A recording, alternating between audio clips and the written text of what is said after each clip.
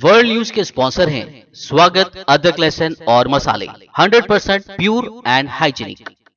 अस्सलाम वालेकुम, आदाब। मैं हूं खलील फरहाद और आप देख रहे हैं वर्ल्ड न्यूज़। शुरुआत करते हैं बुलेटिन की हेडलाइन से। जंग का मैदान बनी मस्जिद अक्सा। रमज़ान के दौरान इजरायली जालिम फोर्स के फ़लस्तीनियों पर हमले, झड़पों में 175 फ़लस्तीनी हुए ज़ख्मी। यूएन और सऊदी अरब ने इसराइल को दी वार्निंग।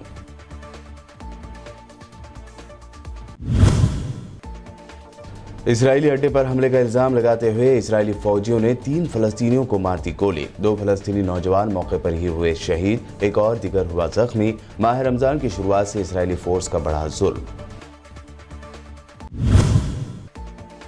अमेरिका व फॉरेन अफवाज ने ली राहत की सांस। तालिबान ने किया जंगबंदी का ऐलान। ईद उल फित्र के बाद 3 दिन तक जारी रहेगी जंगबंदी। तालिबान जंगजुओं को दी गई हिदायत।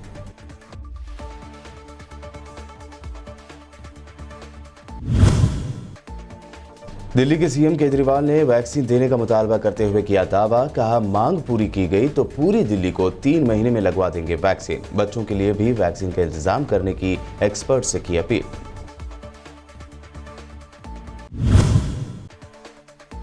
बिहार के सारण में बीजेपी के एमपी राजीव प्रताप रूडी के घर के पास खड़ी एम्बुलेंस का वीडियो हुआ वायरल। बीजेपी एमपी ने ड्राइवर्स के ना होने का बताया जवाब, तो पप्पू यादव ड्राइवर्स की पूरी टीम लेकर मीडिया के सामने आए।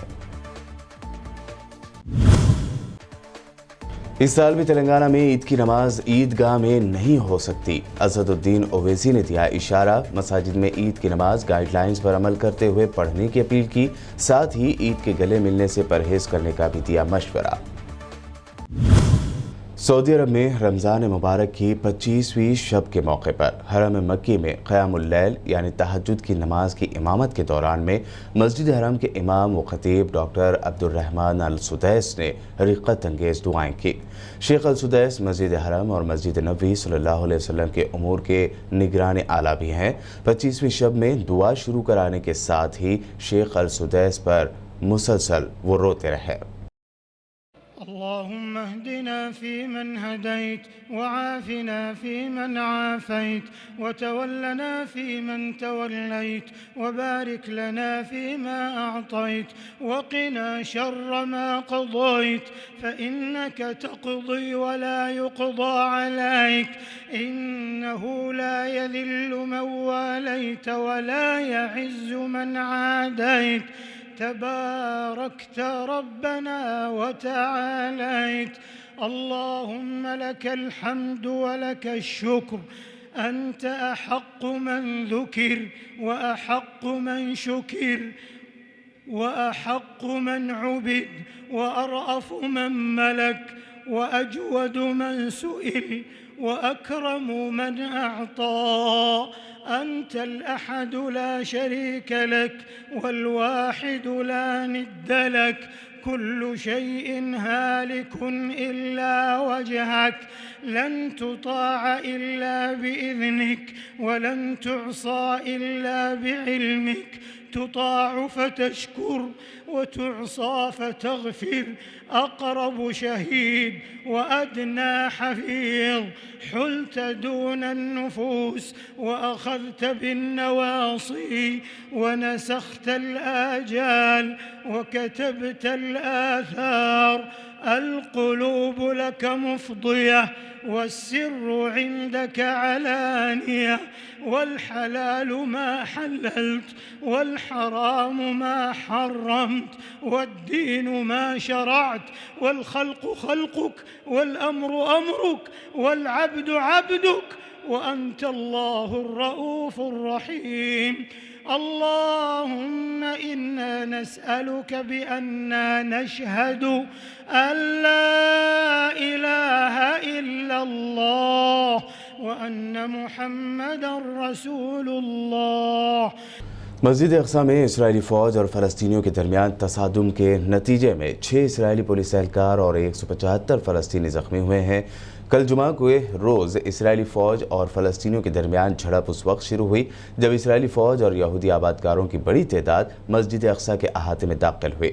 इसराइली फ़ौज ने वहाँ पर मौजूद फ़लस्तीनी नमाजियों और रोज़ादारों को तशद्दुद का निशाना बनाना शुरू किया, जिसके नतीजे में मस्जिद अक्सा मैदान जंग में तब्दील हो गई। ख्याल रहे कि मकबूजा यरूशलेम गुज़िश्ता कई साल से तशद्दुद का शिकार है, मगर कल जुमा के रोज़ पेश आने वाले पुरतशद्दुद वाक़यात ज़्यादा तशवीशनाक और गैर मामूली हैं।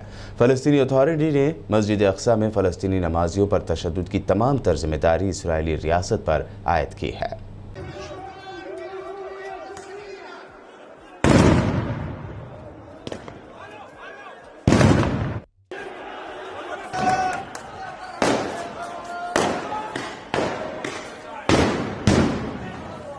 ऐसे हालात में फ़लस्तीन के मकबूजा मगरबी किनारे में एक इसराइली अड्डे पर हमला करने का इल्ज़ाम लगाते हुए इसराइली फ़ौजियों ने 2 फ़लस्तीनियों को गोली मारकर शहीद जबकि एक और फ़लस्तीनी नौजवान को ज़ख्मी कर दिया।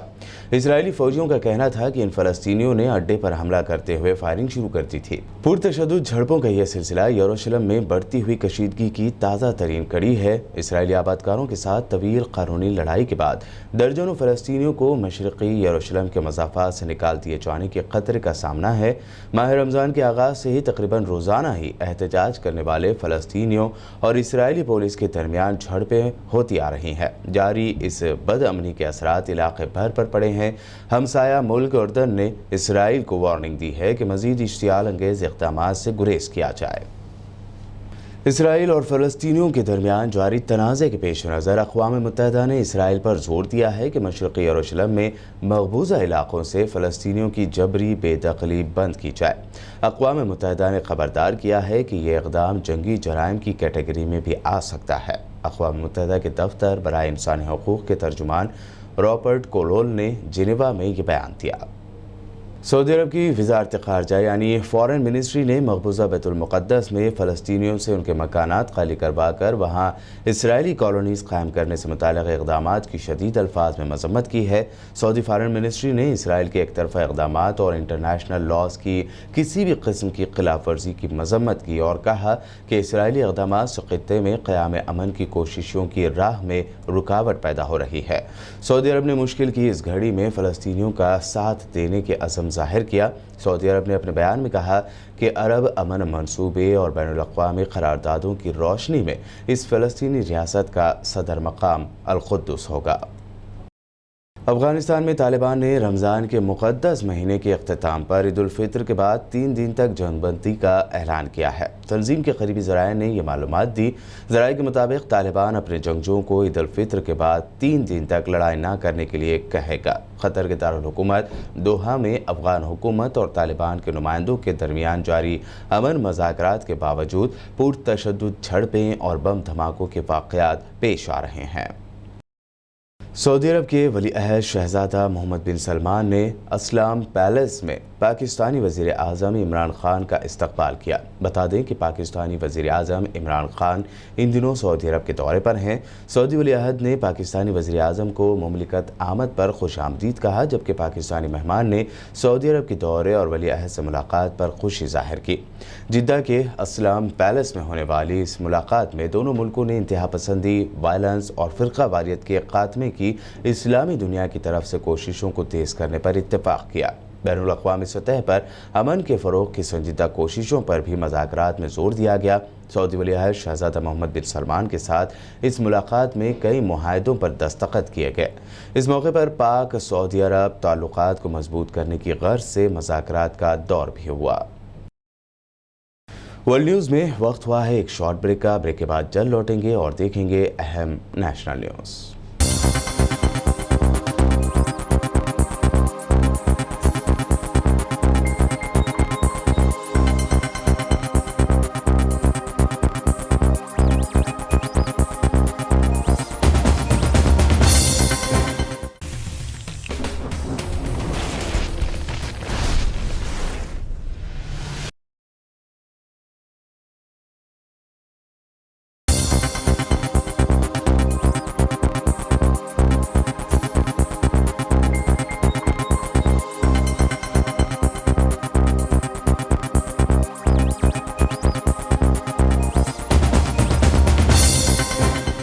ब्रेक के बाद आपका दोबारा खैर मक़दम है। बढ़ते हैं मज़ीद अहम खबरों की जानिब। वज़ीर आज़म नरेंद्र मोदी ने आज महाराष्ट्र के सीएम उद्धव ठाकरे, मध्य प्रदेश के सीएम शिवराज सिंह चौहान और हिमाचल प्रदेश के सीएम जयराम ठाकुर से फ़ोन पर बात की। ज़राए के मुताबिक पीएम ने तीनों सीएम से उनकी रियासतों में कोरोना वायरस की सूरत हाल पर बातचीत की। सेंट्रल होम मिनिस्ट्री ने जुमा को कहा था कि महाराष्ट्र पिछले साल से वबा की चपेट में है।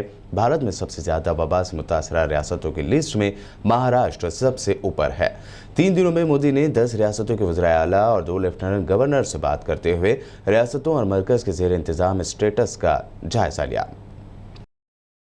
दिल्ली के सीएम अरविंद केजरीवाल ने फिर एक मरतबा वैक्सीन का मुतालबा करते हुए दावा किया कि अगर उनकी मांग के मुताबिक वैक्सीन दी गई तो वो 3 ही महीनों में पूरी दिल्ली को वैक्सीन लगवा सकते हैं। साथ ही उन्होंने एक्सपर्ट से बच्चों के लिए भी वैक्सीन का इंतजाम करने की अपील की। प्रधानमंत्री जी के प्रिंसिपल साइंटिफिक एडवाइज़र ने चेतावनी दी है, वार्निंग दी है एक तरह से कि 3rd वेव भी आ सकती है। उसके ऊपर सुप्रीम कोर्ट ने भी अपनी चिंता जाहिर की है। लोग भी बड़े चिंतित हैं कि पहली और ये दूसरी वेव तो इतनी ज़्यादा खतरनाक है कि अगर तीसरी वेव भी इसी तरह की रही तो पता नहीं क्या होगा। तो तीसरी वेव से भी अपने आप को बचाने के लिए वैक्सीनेशन जो है ये बहुत ज़रूरी है। अगर हमने पूरी दिल्ली को अपने को वैक्सीनेशन कर लिया तो यही एक चीज़ है जो हमें तीसरी वेव से बचा सकती है। यही एक ऐसा सुरक्षा चक्र है जो अपने को तीसरी वेव से बचा सकता है। तो उस दिशा में आपकी सरकार, दिल्ली सरकार पूरे प्रयास कर रही है और हमें केंद्र सरकार से, जैसे केंद्र सरकार अभी तक मदद करती आई है, मुझे पूरी उम्मीद है कि केंद्र सरकार इसमें भी मदद करेगी। हमें ख़ास तौर से बच्चों की बड़ी चिंता है। 18 साल से कम उम्र के बच्चों को, अभी युवाओं को, बच्चों को अभी ये वैक्सीन नहीं लग सकता। मेरा सभी एक्सपर्ट से और केंद्र सरकार से अपील है कि उनके लिए भी जल्द से जल्द कोई वैक्सीन का इंतजाम किया जाए ताकि उनको भी वैक्सीन दी जा सके, उनको भी वैक्सीन लगाई जा सके। राहुल गांधी ने मरकज़ की मोदी हुकूमत पर फिर ट्वीट करते हुए तनकीद की है। उन्होंने पीएम मोदी पर तनकीद करते हुए अपने ट्विटर हैंडल से #GST के साथ अवाम के प्राण जाए पर पीएम की टैक्स वसूली ना जाए, ये ट्वीट किया है। बता दें कि राहुल गांधी से पहले कांग्रेस इख्तियार वाली तमाम सरकारों ने भी कोरोना वैक्सीन पर GST वसूलने की मुखालफत की थी। मोदी सरकार कोरोना के टीकों पर रियासतों से 5% GST वसूल कर रही है। बिहार के सारण में बीजेपी के MP राजीव प्रताप रूडी के घर में मिली एम्बुलेंस का मामला गर्माता जा रहा है। बता दें कि बीजेपी MP रूडी के घर या ऑफिस में कई एम्बुलेंस खड़ी दिखाई दी गई थी, जिसका वीडियो सामने आया तो रूडी ने पप्पू यादव को ड्राइवर लाकर सभी एम्बुलेंस चलवाने का चैलेंज दिया था, जिसके जवाब में आज पप्पू यादव ड्राइवरों की पूरी टीम के साथ मीडिया के सामने आए। उन्होंने दावा किया कि उनके पास 40 ड्राइवर हैं। इन सभी का नाम लिखकर हुकूमत के पास भेजा जाएगा जो ये एम्बुलेंस चलाने के लिए तैयार हैं। 1 2 3 4 5 6 7 8 9 10 11 12 13 14 15 16 17 18 19 20 21 अभी 21 है यहाँ किधर है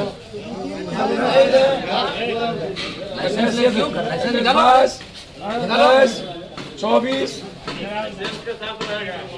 लाइसेंस निकालो देखिए लाइसेंस निकालो। 40 ड्राइवर हैं इनके पास, तैयार है। ये अभी सबका नाम लिख करके हम लोग गवर्नमेंट को भेजने जा रहे हैं। प्रेमचंद सिंह जी अभी देंगे, समर्पित करें। इस साल भी तेलंगाना में ईद की नमाज ईदगाह में नहीं होगी, इस बात का इशारा बैरिस्टर असदुद्दीन ओवैसी ने दिया है। साथ ही उन्होंने आवाम से अपील की कि वो सोशल डिस्टेंसिंग को ध्यान में रखते हुए मास्क पहनकर मसाजिद में ईद की नमाज पढ़ें। साथ ही उन्होंने ईद के मौके पर गले मिलने से परहेज करने का भी मशवरा दिया। ईद के सिलसिले में मैं रियासत तेलंगाना की आवाम को बात बताना ज़रूरी समझता हूँ कि हमारे पास हम इस रियासत तेलंगाना में रात में 9 बजे से कर्फ्यू है और मेरी कल तेलंगाना हुकूमत के वज़ीर दाखिला जनाब महमूद अली साहब से बातचीत हुई फ़ोन पर और उन्होंने मुझे ये बताया है कि ईद की नमाज हुकूमत ईदगाह में अदा करने की इजाज़त इसलिए नहीं दे सकती क्योंकि कोर्ट्स का फ़ैसला है, कोर्ट की हिदायतें हैं कि एक अवामी इज्तिमात पर पाबंदी है, अवामी इज्तिमात पर पाबंदी है। इसलिए तेलंगाना हुकूमत अनक़रीब में फ़ैसला लेगी कि ईदगाह में जाकर वो अवाम अपनी ईद की नमाज अदा ना करें, बल्कि अपने महल्लों की मसाजिद में अदा करें। तो उलमा इकराम से मेरी गुजारिश है कि वो इस बात का फ़ैसला करें कि क्या मसाजिद में महल्लों की ईद की नमाज 2 या 3 जमातें अगर हो सकती हैं तो उलमा उसका फ़ैसला लें। मगर आवाम से मेरी ये अपील है कि ईद की नमाज़ें में मस्जिद को जाएं, सोशल डिस्टेंसिंग को बरकरार रखें, अपने चेहरे पर मास्क लगाइए, खुदा के लिए मास्क लगाइए, और ये गले मिलने का काम मत करिए। गले मिलेंगे प्यारे तो कोविड गले मिल लेंगे आपसे आके, तो कोविड से गले मिलना नहीं है, कोविड को दूर रखना है, कोरोना को दूर रखना है। अगर आप बगलगीर होंगे तो नहीं मालूम कि गैर ज़रूरी आप में अगर वायरस होगा तो एक सेहतमंद को लग जाएगा, एक सेहतमंद को लग जाएगा। इसीलिए दूर से ज़बान से मास्क पहनकर ईद की मुबारकबाद दीजिए। और कोई ज़रूरी नहीं है कि घर को जाके मिलना, नहीं अम्मा को मिलना है। याद रखो, अम्मा को जाके लपटेंगे, खुदा ना खास्ता अम्मा को इन्फेक्शन हो गया तो ज़ईफ़ लोग इस वायरस की शिद्दत को बर्दाश्त नहीं कर पा रहे हैं। रियासत आंध्र प्रदेश के जिला कड़पा के मामलापल्ली गांव में चूने की एक माइन यानी कान में हुए धमाके में 9 मजदूर के मारे जाने की खबर है। इस हादसे के वक्त 40 मजदूर काम कर रहे थे। खबर है कि पत्थरों को तोड़ने के लिए इस्तेमाल होने वाली धमाकू अशिया उस वक्त फट पड़ी जब मजदूर ये धमाकू अशिया को अंदर डालने के लिए ग्रेनाइट में सुराख बना रहे थे। धमाका इस कदर शिद्दत का था कि धमाके के बाद मजदूरों की नाशें नाकाबिल शनाख्त हो चुकी थी। आंध्र प्रदेश के CM YS जगनमोहन रेड्डी और TDP chief N Chandrababu Naidu ने मजदूरों की इस हादसे में मौत पर दुख का इजहार किया है। और अब आखिर में हेडलाइंस पर एक और नजर। जंग का मैदान बनी मस्जिद अक्सा। रमजान के दौरान इजरायली जालिम फोर्स के फलस्तीनियों पर हमले, झड़पों में 175 फलस्तीनी हुए जख्मी। UN और सऊदी अरब ने इसराइल को दी वार्निंग।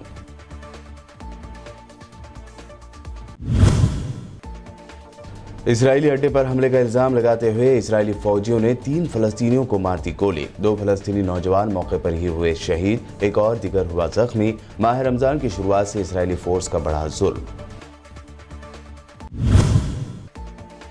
अमेरिका व फॉरेन अफवाज ने ली राहत की सांस। तालिबान ने किया जंगबंदी का ऐलान। ईद उल फित्र के बाद 3 दिन तक जारी रहेगी जंगबंदी। तालिबान जंगजुओं को दी गई हिदायत।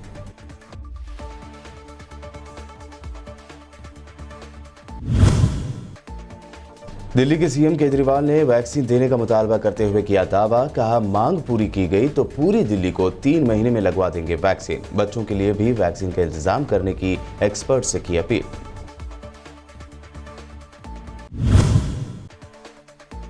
बिहार के सारण में बीजेपी के MP राजीव प्रताप रूडी के घर के पास खड़ी एम्बुलेंस का वीडियो हुआ वायरल। बीजेपी MP ने ड्राइवर्स के ना होने का बताया जवाब, तो पप्पू यादव ड्राइवर्स की पूरी टीम लेकर मीडिया के सामने आए। इस साल भी तेलंगाना में ईद की नमाज ईदगाह में नहीं हो सकती। असदुद्दीन ओवैसी ने दिया इशारा। मसाजिद में ईद की नमाज गाइडलाइंस पर अमल करते हुए पढ़ने की अपील की। साथ ही ईद के गले मिलने से परहेज करने का भी दिया मशवरा। वर्ल्ड न्यूज़ में ये थी अब तक की अहम नेशनल और इंटरनेशनल न्यूज़। हमारे चैनल को सब्सक्राइब, लाइक और हमारे वीडियोज़ को शेयर ज़रूर करें। मज़ीद अपडेट्स के लिए देखते रहिए BBN चैनल।